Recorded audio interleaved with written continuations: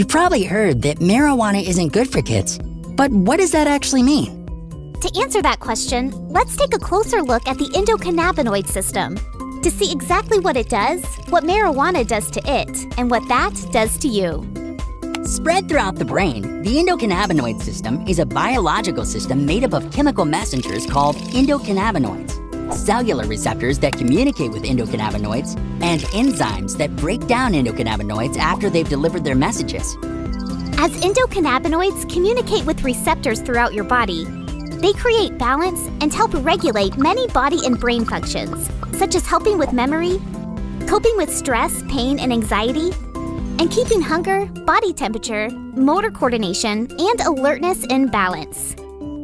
Now let's see what happens when marijuana is introduced into this balancing system.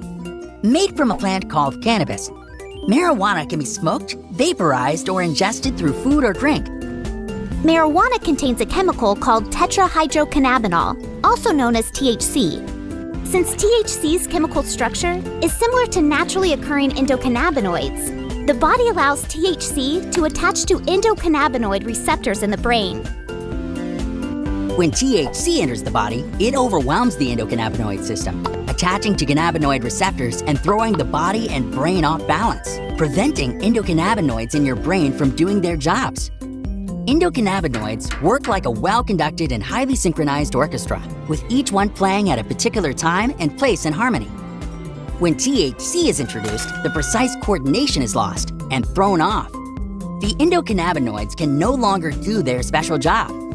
This means your brain will have a harder time regulating all of those functions like memory, coping with stress and anxiety, and motor coordination.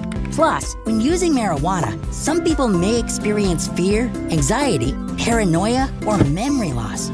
Laws allowing medical and recreational use of marijuana for adults are becoming more common in some states, though not in others. But as a young person with a still developing brain, marijuana can have a stronger, more harmful effect on you than adults.